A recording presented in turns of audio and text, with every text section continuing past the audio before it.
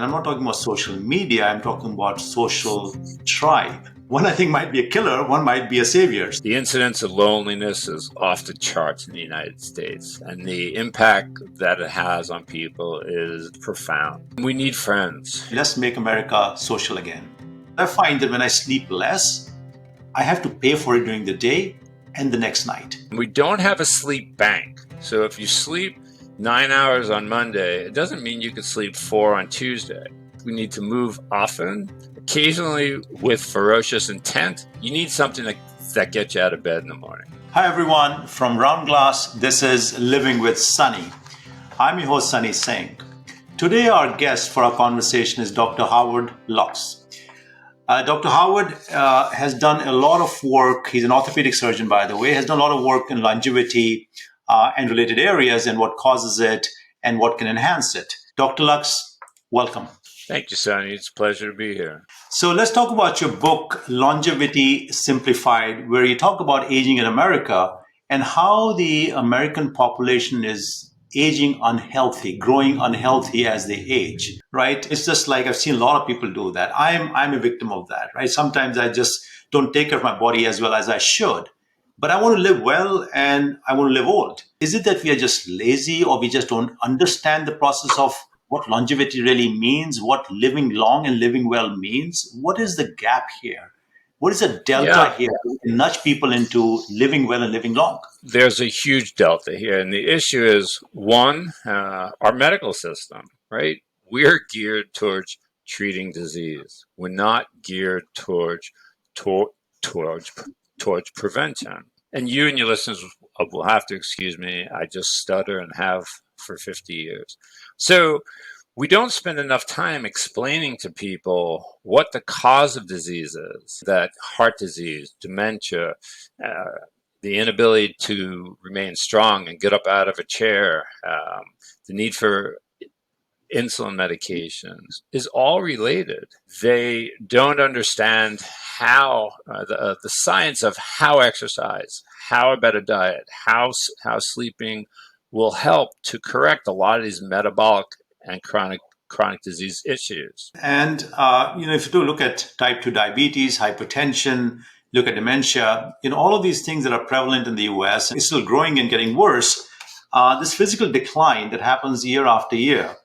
Are you saying that if we had a proactive conversation about it, if the individual, the patient or the consumer, when visiting their doctor, forces that conversation, or if the healthcare system allows the doctor saying, hey, you have to have this conversation proactively so, are these some of the things that will alleviate some of these diseases, these lifestyle diseases that cause poor health as we grow? Is that the answer? Or is there a silver bullet solution to this? There's no one answer to an improved health span. So what is a health span? A health span is the number of years that you live, that you're physically active, you're independent, you're cognitively intact and able to carry on an active conversation. It's very different than longevity or the number of years that you're going to live, because we have this compressed morbidity problem. We don't want to live 20 years if we're on a walker. We can't get up, we can't sit down, we can't move. We need 20 medications. We're seeing a different doctor every other day.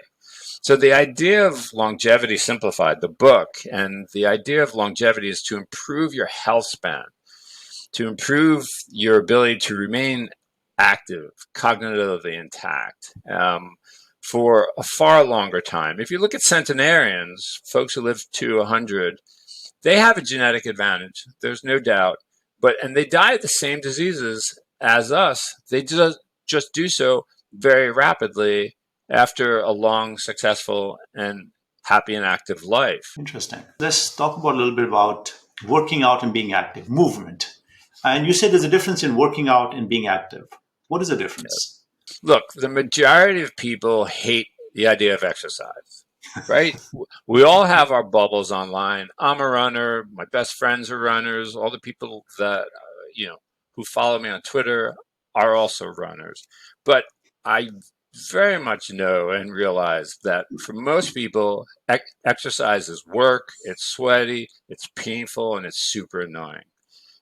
So the message that I try to get across is that movement works. I want to get the message across that all we need to do is move more. That's not the only thing that we need to do to improve our longevity, but it's a fantastic start. We need to move. We need to move often, occasionally with ferocious intent, and move throughout the day.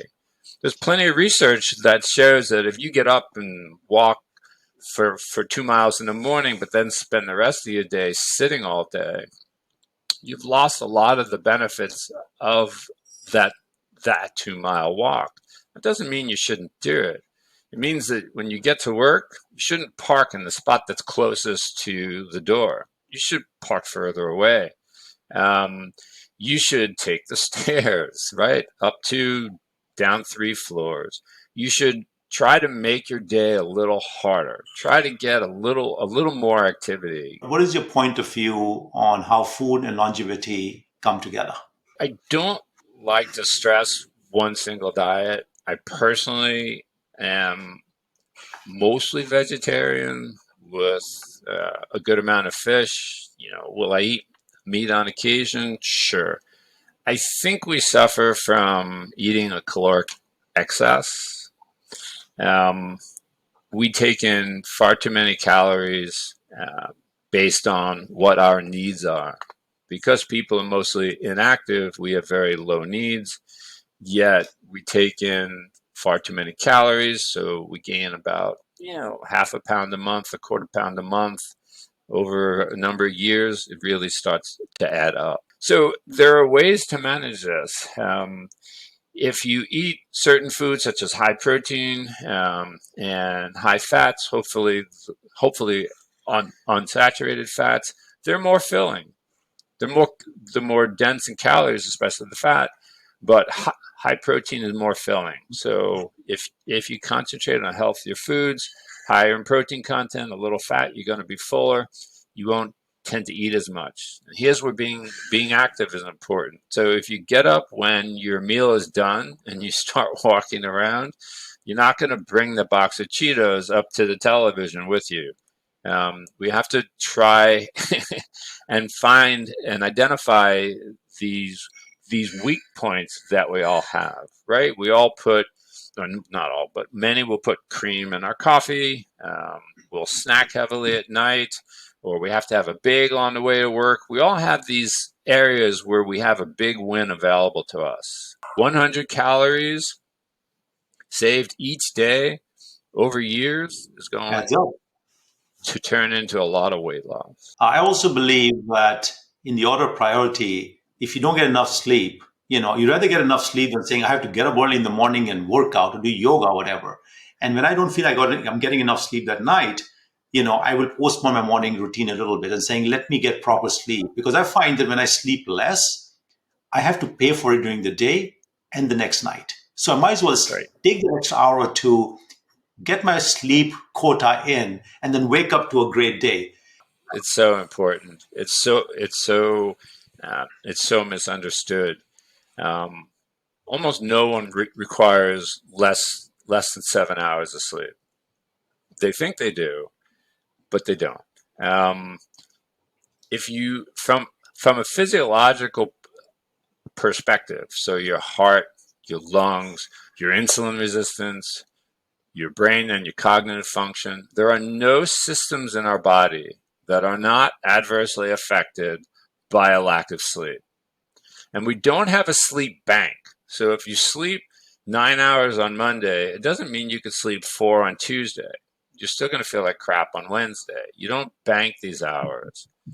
Um, and like diet and exercise, you need to prioritize your sleep. Sleep has such a profound impact on us. And we get to see that in real life. We see a jump in heart attacks on the days that we lose an hour of sleep every Wow. year. Wow. And if you measure the blood, we'll see an increase in insulin resistance. If you're underslept and you take a test, you will not do as well as you would have if you had a full night's rest. The last area I want to cover with you, Dr. Locke, is the social side of things. And I'm not talking about social media, I'm talking about social tribe. Right. One I think might be a killer, one might be a savior. So, the whole idea of longevity, having a social tribe, socializing, having a social community, a belonging, a sense of belonging, a sense of friends that matter to you and you matter to them. Let's talk about that. It is absolutely critical. Um, the incidence of loneliness is off the charts in the United States, and the impact that it has on people is profound. First, you need something that gets you out of bed in the morning. I don't care if it's your dog. I don't care if it's your neighbor. I don't care if it's because you want to run or you love work. You need something that's going to motivate you to wake up the next day. And we need friends. Everyone has heard about the Mediterranean diet. They know the fact that the diet can help prolong life. But what they don't understand is it's really the Mediterranean lifestyle that promotes the longevity seen in the blue zones in that region. And that's because businesses shut down, you meet with family and friends, you have a big lunch together, you walk around together, you're sharing things together, you're smiling, you're laughing, you're happy, you're arguing, you're interacting with other people. We all feel great when we're going out with other people. It's a tremendous need for us as humans. Tremendous need. Why is it that in America we are more lonely than some of the other countries? Well, we have a lot going for us. It's a resource-rich country, doing very well. People are enterprising, but we got a lot of things going for us. But why are we becoming a lonely society, or we are so lonely here? There are many issues at play. One, I love the changes in parts of Europe that are starting to emerge where you can no longer drive on the roads. The roads are open.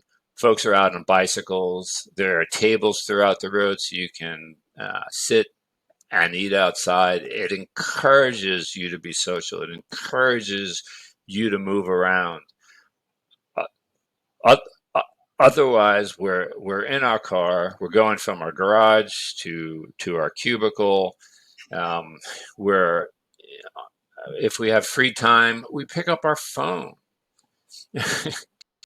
We're locked to our screens. If folks check their screen time on their smartphones, they should be alarmed at the number that's going to stare back at themselves. Texting your best friends and saying hi, this is not the same as going out and having a drink. The importance of these social interactions is so key to our well-being.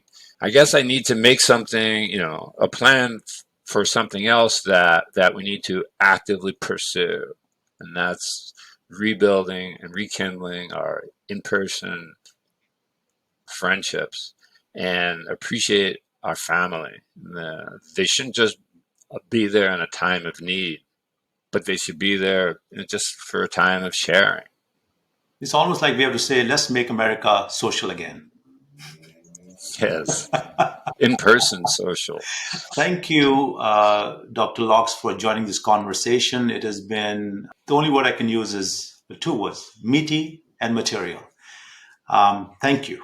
Thank you, Sonny. It was a pleasure. For more on Dr. Howard Locke's book, Longevity Simplified, it's available everywhere. Please go check it out. This is Round Glass via Holistic Wellbeing. I am Sunny Singh, and I am Holistic Wellbeing.